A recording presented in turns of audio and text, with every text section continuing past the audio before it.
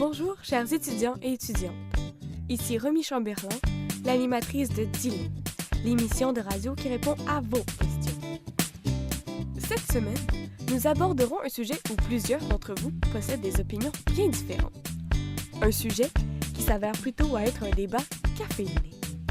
Ensemble, nous allons découvrir laquelle des deux types de boissons typiques d'un étudiant serait la meilleure dans un contexte où vous devez étudier. Ces boissons ne sont nul autre que le thé et le café. Tout d'abord, l'expérience se fera dans un contexte précis afin d'obtenir des résultats qui pourront être comparés de façon juste. Je ferai donc un essai avec une tasse de thé noir au bleuet dans une atmosphère calme, tout en lisant Rapailler l'homme de Gaston Miron, et cela pendant 1 heure. Ces conditions seront d'ailleurs les mêmes lorsque je ferai l'expérience avec une tasse de café filtre.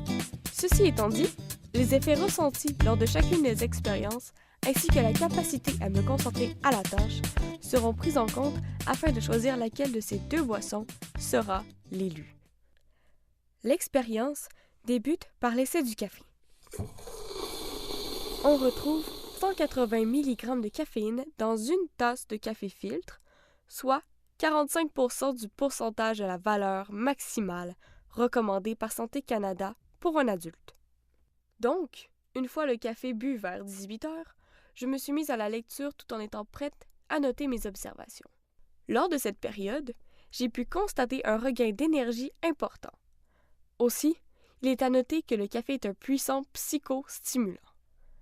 Je n'arrivais pas à me concentrer sur une seule tâche et j'étais donc dans une situation où je faisais tout sauf ma lecture. À noter que, la nuit suivant le test, le sommeil se fit très court. Pour ce qui est du thé noir, ce fut un tout autre résultat. J'ai fait l'essai dans les mêmes conditions, mais en remplaçant la tasse de café par une tasse de thé noir au bleuet. Contrairement au café, le thé noir m'a détendu. Mon esprit était plus reposé et, surprenamment, ma capacité à me concentrer était beaucoup plus élevée. À vrai dire, le thé aide réellement à réduire le niveau de stress, ce qui peut expliquer cet effet.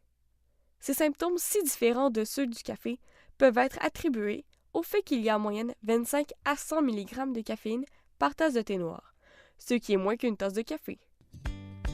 Ainsi donc, chers étudiants et étudiantes, il a été possible de conclure que le thé noir s'est avéré être le breuvage qui serait le plus bénéfique d'entre les deux pour vous aider à étudier.